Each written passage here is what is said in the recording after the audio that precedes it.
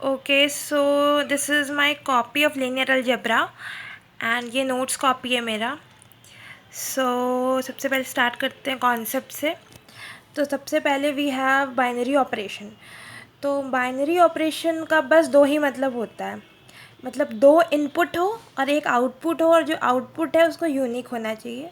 This is the only meaning of binary operation. Binary means two, so दो input जिसका एक output है उसको बोलते हैं binary operation. That's it. Secondly, we come to another concept, that is closure property. Closure property का मतलब होता है कि suppose we have a set G और कोई एक ऑपरेशन हम परफॉर्म कर रहे हैं, बीट प्लस और बीट स्टार, एनी ऑपरेशन अगर हम उस सेट पे परफॉर्म कर रहे हैं तो उसका जो आउटपुट आएगा वो भी G में ही होना चाहिए, और तब हम उसको बोलेंगे कि G follows closure property. Suppose A और बी दो एलिमेंट है जी का, और जब हम उस पर स्टार ऑपरेशन परफॉर्म करते हैं तो ए स्टार भी आउटपुट आता है, और ये आउटपुट भी जी को बिलोंग करता है। सपोज़ जैसे कि मान जी में एलिमेंट है 1 2 3। ना सपोज़ हम इस पर प्लस ऑपरेशन परफॉर्म कर रहे हैं तो 1 + 2 जो होगा वो 3 होगा, और 3 भी जी का पार्ट है। इसका मतलब जी, और अगर ये ऐसा सारे एलिमेंट्स के साथ हो तो तब इसको बोलेंगे कि जी जो है वो क्लोजर प्रॉपर्टी को फॉलो कर रहा है अंदर प्लस।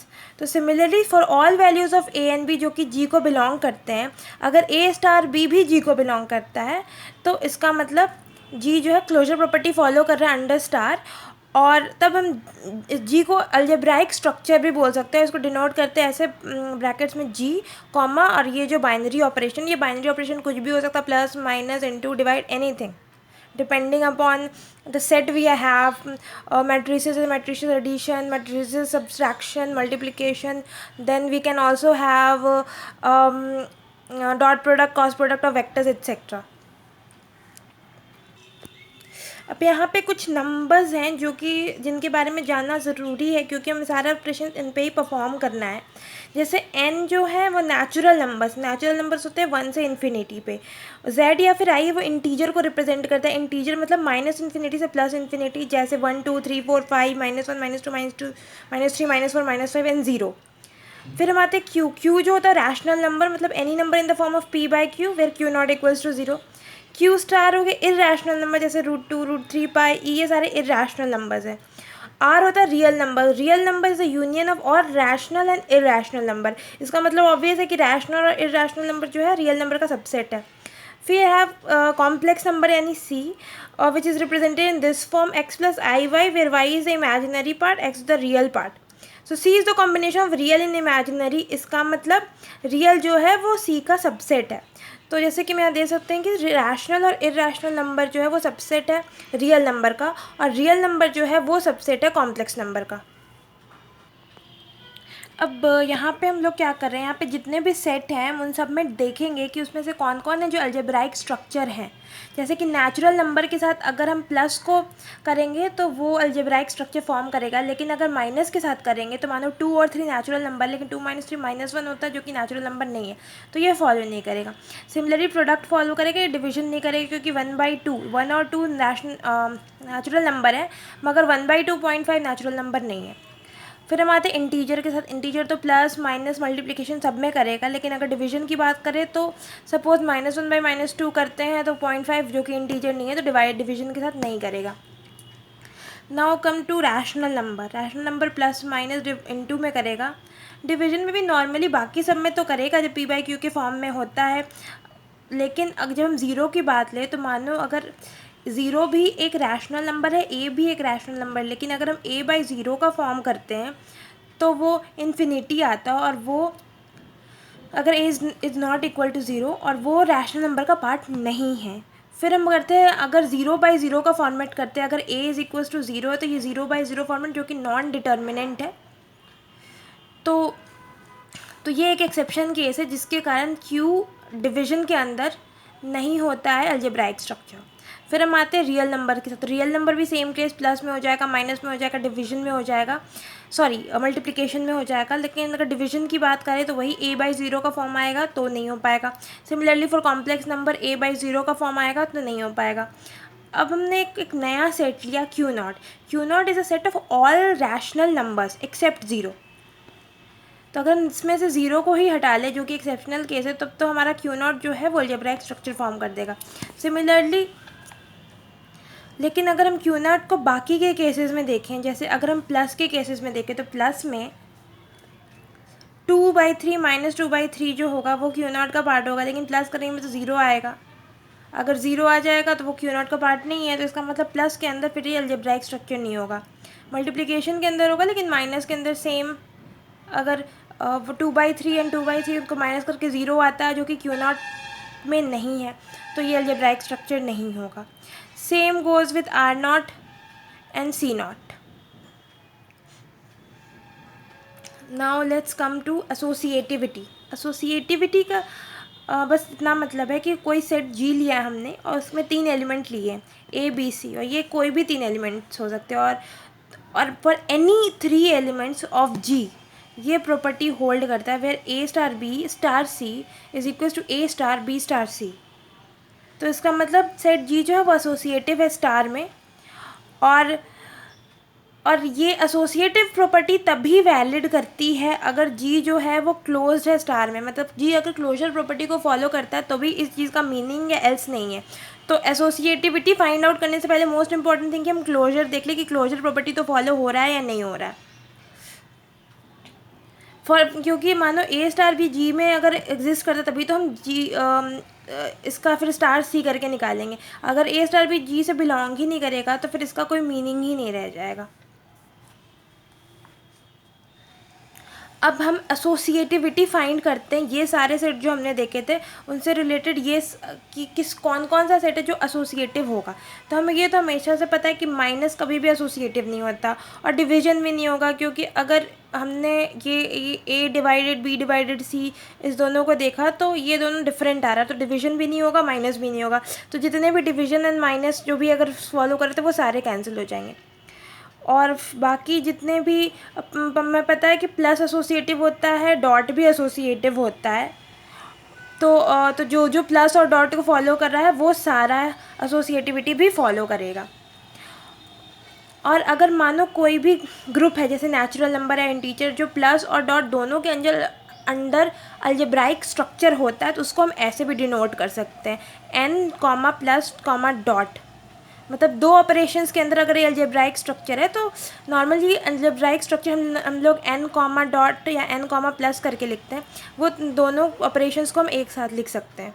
ये भी एक तरह का डिनोट कर सकते हैं हम लोग इस तरह से. अब तक हमने 2 प्रॉपर्टीज़ देखी, closure property and associative property. और अगर कोई भी सेट है, लेट्स से जी, अगर कोई भी सेट है जो किसी पर्टिकुलर ऑपरेशन के अंदर क्लोजर प्रॉपर्टी को भी सेटिस्फाई करता है, एसोसिएटिव को भी सेटिस्फाई करता है, तो उसको हम लोग बोलते हैं सेमी ग्रुप. फिर आते हैं आइडेंटिटी पे. अब आइडेंटिटी क्या है? मानो कोई भी सेट है जी जो कि क्लोजर प्रॉपर्टी को फॉलो कर रहा है, एसोसिएटिविटी को भी फॉलो कर रहा है, कंसीडर करके चल रहा है. उसका कोई भी एलिमेंट है ए, उस एलिमेंट के साथ हमने एक और एलिमेंट को ऑपरेट कराया, सेम बाइनरी ऑपरेशन जिसके अंदर वो क्लोज है. सपोज़ वो एलिमेंट ई है, तो जो ए स्टार ई होगा वो ई स्टार ए के इक्वल होगा, इज इक्वल्स टू ए होगा. सपोज़ हम प्लस का अगर केस देखें तो मानो अगर एन जो है वो क्लोज्ड है अंडर प्लस, तो मतलब अगर कोई भी 2 एलिमेंट हो नेचुरल नंबर को सम करेंगे तो वो भी नेचुरल नंबर को बिलोंग करेगा, राइट. लेकिन ऐसा कोई एक एलिमेंट जिसको हम अगर नेचुरल नंबर के साथ ऐड करेंगे तो वो सेम नेचुरल नंबर हमें मिलता है, तो उसको तभी हम बोलेंगे कि आइडेंटिटी एग्जिस्ट करी. उस एलिमेंट को आइडेंटिटी एलिमेंट बोलते हैं. जैसे कि अगर इंटीजर है 1, उसमें अगर हम 0 ऐड करेंगे, इंटीजर प्लस 0 करेंगे तो 1 प्लस 0 करेंगे तो हमें 1 मिलेगा. फिर है कि मल्टीप्लिकेशन का अगर हम ले तो नेचुरल नंबर है 1 में अगर 1 मल्टीप्लाई करेंगे तो 1 मिलेगा, 2 में 1 मल्टीप्लाई करेंगे तो 1 मिलेगा. मतलब जितने भी एलिमेंट्स हैं उस सेट में, उसको अगर हम उस मल्टीप्लाई करेंगे 1 के साथ तो हमें वो सेम एलिमेंट मिलेगा. तो इसका मतलब 1 जो है वो आइडेंटिटी एलिमेंट है.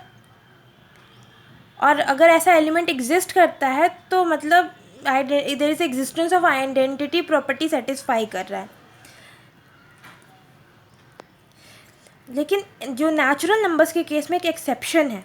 अगर नेचुरल नंबर्स, जितने भी नेचुरल नंबर है 1 2 3 4, उनमें अगर हम ज़ीरो ऐड करें तो सेम नंबर हमें मिलते हैं, लेकिन ज़ीरो जो है वो खुद नेचुरल नंबर में नहीं आता। तो इसका मतलब नेचुरल नंबर जो है प्लस के साथ में आइडेंटिटी नहीं एग्जिस्ट करता, तो ये प्रॉपर्टी यहाँ पे फेल कर जाएगा। बाकी सब के केस में, प्लस के केस में 0, डॉट के केस में 1, और इन सब का आइडेंटिटी एग्जिस्ट करता है।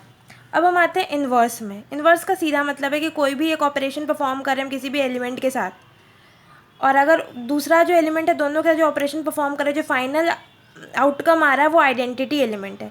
मानो ए है, एलिमेंट लिया, उसके साथ हमने कोई दूसरा एलिमेंट 1/a मल्टीप्लाई कर दिया, तो फाइनल एलिमेंट क्या है, 1 आइडेंटिटी है।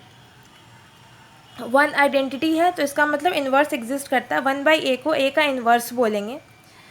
और जो ये इन्वर्स होता है वो जितने भी एलिमेंट्स हैं सबका एक ही इन्वर्स, मतलब हर एलिमेंट्स का एक ही इन्वर्स होगा। मतलब किसी भी एक एलिमेंट का दो इन्वर्स नहीं हो सकता, हर एलिमेंट का यूनिक हो या एक जैसा जो भी हो, बट इन्वर्स एक ही होगा।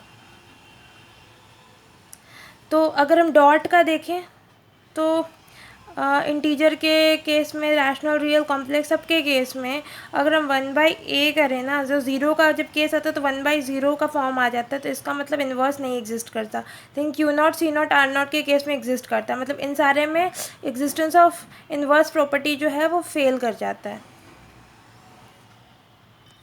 और ये नेचुरल नंबर इंटीजर के केस में ऑब्वियसली 1/a जो होगा वो इंटीजर नहीं होगा, यहाँ पे 1/a नेचुरल नंबर नहीं होगा, तो ये प्रॉपर्टी फेलियर हो जाता है।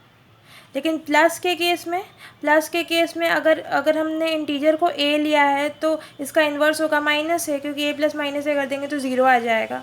तो प्लस IQRC प्लस के केस में ये वैलिड करता है, मतलब इस केस में इन्वर्स एग्जिस्ट करता है। ग्रुप, अभी हमने 4 प्रॉपर्टीज़ देखी, क्लोजर देखा, एसोसिएटिव देखा, आइडेंटिटी देखा और इन्वर्स देखा। जो भी सेट है जो इन चारों प्रॉपर्टीज़ को फॉलो करते हैं, ये सेट है, उसको बोलते हैं ग्रुप। और एक और कॉन्सेप्ट है, अगर इन चारों प्रॉपर्टी के अलावा अगर कोई ग्रुप जो है वो कम्यूटेटिव प्रॉपर्टी को भी फॉलो करता है, मतलब A*B=B*A होता है उसके सारे एलिमेंट्स के लिए, तो उसको, उस ग्रुप को बोलते हैं abelian group. Now let us look at certain properties of group.